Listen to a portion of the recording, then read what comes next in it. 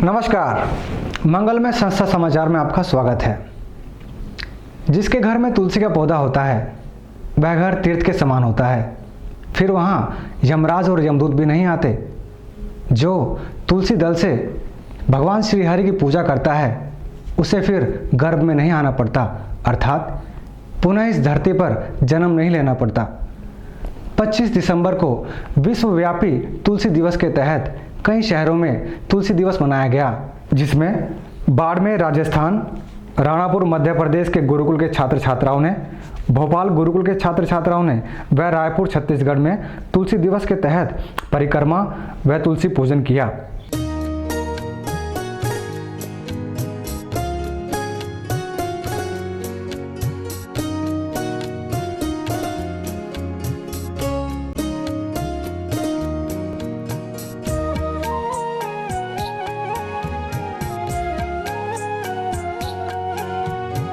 घर के बचे हुए खाद्य पदार्थ को पॉलीथीन में लपेटकर सड़कों पर फेंकने से कहीं आप गौमाता को नुकसान तो नहीं पहुंचा रहे? यदि ऐसा है तो अभी से आप प्लास्टिक के बैगों का इस्तेमाल न करके कपड़े के बैगों का इस्तेमाल करें। ऐसी चीज़ों का इस्तेमाल ही क्यों करना जो हमारी 3G यानी गंगा, गाय और गीता के विरुद्ध हो। तो करोगे हिम्मत एक सार्थक कदम उठाने की?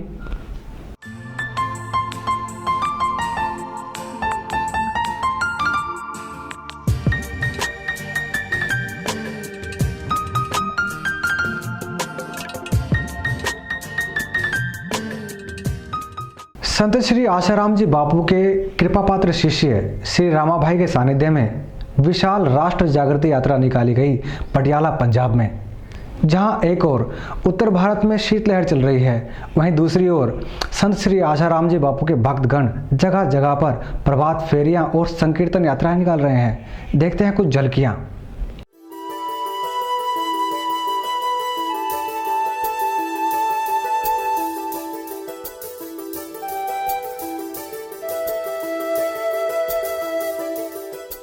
जालंधर कैंट, पंजाब में राष्ट्र जागृति हरिनाम संकीर्तन यात्रा में भारी संख्या में साधकों के साथ जालंधर शिवसेना के जिला अध्यक्ष श्री सुभाष गौरिया और उनके कार्यकर्ता भी उपस्थित थे। प्रस्तुत है वहां की कुछ तस्वीरें।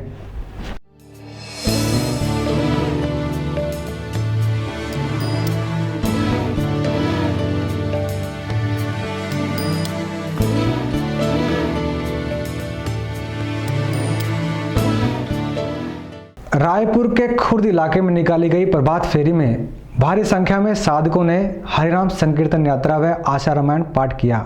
वहीं दूसरी ओर भुवनेश्वर में अखंड सुप्रचार फेरी का 264वां दिन आज पूरा हुआ।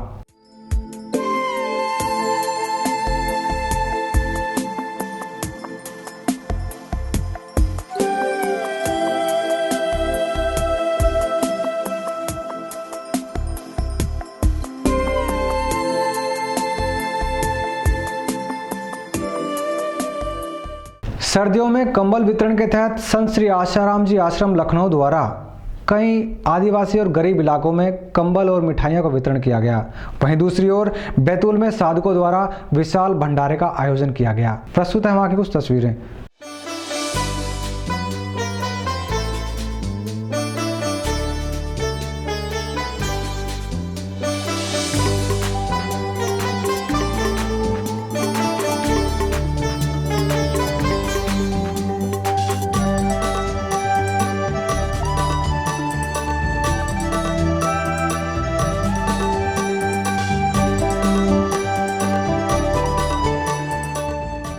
आइए सुनते हैं कुछ स्वास्थ्य संबंधी खबरें। तुलसी बहुत से रोगों में काम आती है। इन दिनों वायरल से बचने के लिए 5 से 7 तुलसी के पत्तों के साथ 2 से 3 काली मिर्च चबाने से वायरल में आप निदान पा सकते हैं। जब भी कोई व्यक्ति संत श्री आशाराम जी बापू के साथ जुड़ता है और उनसे दीक्षा लेता है तो उसके जीवन में लौकिक ही नहीं परलौकिक परिवर्तन भी होने लगते हैं। ऐसे ही अनेकों भक्तों का अनुभव है। आइए सुनते हैं ऐसे ही एक भक्त का अनुभव।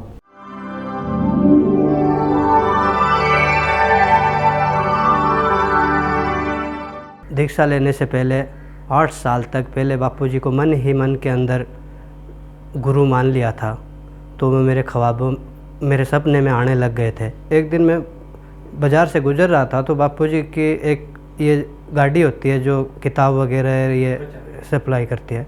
गाड़ी के पास आया तो मैंने सारी किताबें देखी, जो मेरी तलाश थी वो मुझे योगासन की किताब मिली। उसके ऊपर जो आसन करने वालों के चित्र दिखा रखे थे और फिर बापूजी की भी एक तस्वीर थी। जब मैंने बापूजी की तस्वीर देखी तो मैंने सोचा कि इतने दाढ़ी में सफ़ेद बाल वगैरह है, उम्र इतनी ज़्यादा है, लेकिन चेहरे पर चमक और गालों पर चमक ऐसी थी जैसा कि किसी 25 साल की उम्र वाले के भी नहीं थी वो। और आंखों के अंदर ऐसी चमक थी कि मैं देखता ही चला गया देर तक। मेरे को ऐसा लगा कि बस यही खुदा है।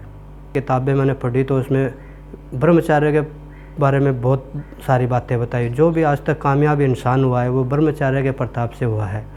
ये सब बातें मैंने पढ़ी तो मेरे को बहुत अच्छी लगी। और कुरान की बातें भी है बापूजी की किताबों में, इसलिए और भी ज़्यादा मेरे दिल में घर कर गई। और जब मैं दीक्षा लेने के लिए आया था ना तो सत्संग ख़त्म हो चुका था।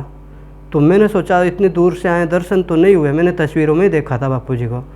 तो मेरे पास जो झोला था ना उसमें पैसे वगैरह भी थे।